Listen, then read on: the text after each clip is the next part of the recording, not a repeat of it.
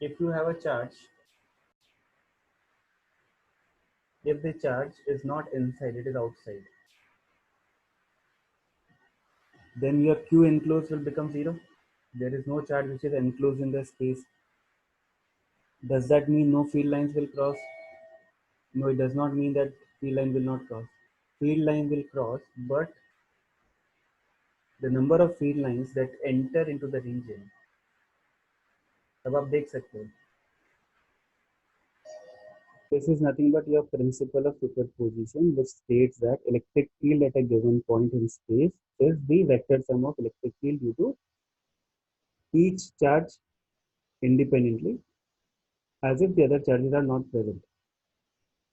इसी को हम, अगर ये तो डिस्क्रीट चार्जेस के लिए हम E1 plus E2 plus E3, that means यहाँ पे इस स्पेस में चार्ज Q1 है, Q2 है, Q3 है, ठीक है. There could be some charge which is outside.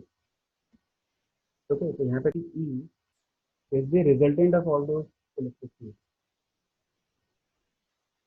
ठीक है, vector sum of all those electric field.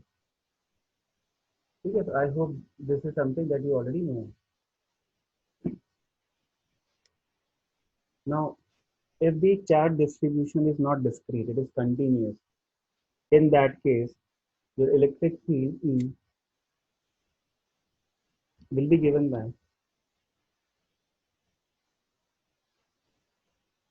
integral of dE due to each charge element. इसको आप इंटीग्रेट करेंगे, you will get the same total electric field. Is that clear? So now you have to apply this formula to find out electric field. Same way, if you wish to extend this concept to the flux, the flux to that small patch of area d phi will be given by integral of E dot dA. Is that clear?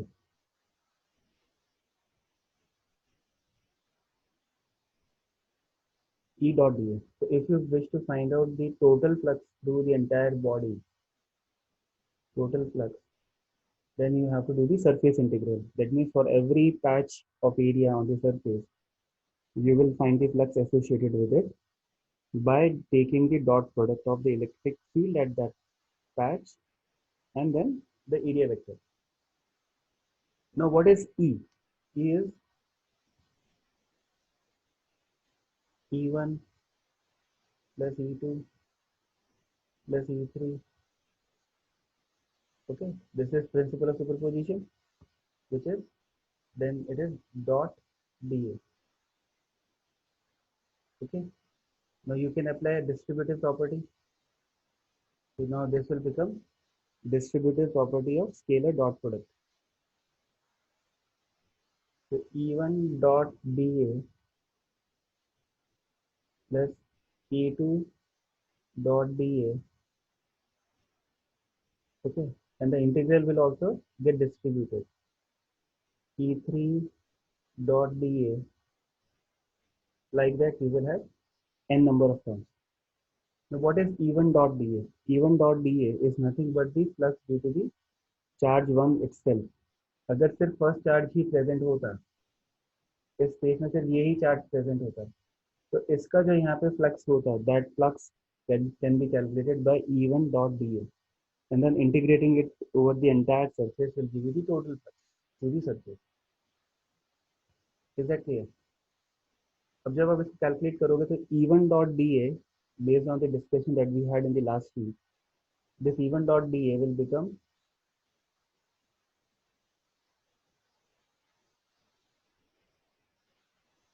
Q1 by epsilon naught plus Q2 by epsilon naught plus Q3 by epsilon naught.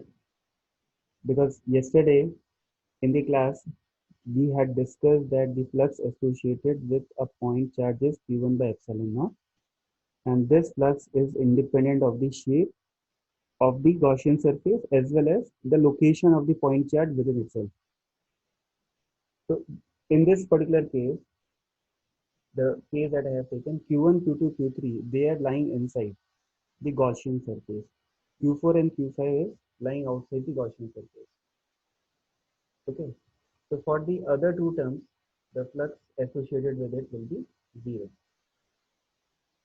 So now this thing can be written as Q1 plus Q2 plus Q3 times epsilon naught. Or this can be further written down as Q enclosed divided by epsilon naught. Total charge that is enclosed by the Gaussian surface will be the total flux through the Gaussian surface.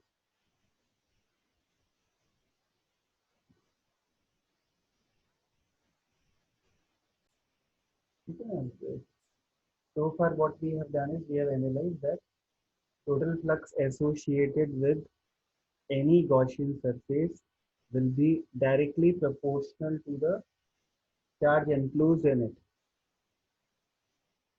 Now some of the students confuse this statement with the basic understanding of the definition of electric field. So when you are trying to find out the electric field at a given patch of that Gaussian surface, आपने एक छोटा सा elemental surface लिया था, उस patch पे अगर आप इलेक्ट्रिक फील्ड कैलकुलेट करेंगे, then you should not be under the misleading conception that हमको सिर्फ वो इलेक्ट्रिक फील्ड कंसीडर करनी है which is because of the charge enclosed. No, this electric field is the net electric field due to all the charges, whether they are present inside the enclosure or whether they are outside the enclosure. This is the net electric field, and not the field due to only the charge enclosed. But the situation is the flux is defined in such a way that it comes actually equal to charge enclosed. So this is what has. आप क्या कर सकते हैं? What you can do is you can use this Gauss law as a given thing or your fundamental law and find out or derive electric field in certain situations in which 3 to 4 conditions, if they are met, then you can directly find out the electric field because of that charge distribution. That charge distribution could be either symmetrical or it could be continuous. Okay, so this is what has been told in here. Okay, so only highly symmetric situation you can apply that. Second thing is this Gaussian surface that we are talking about is just a mathematical construction, or you can say it is something which is imaginary.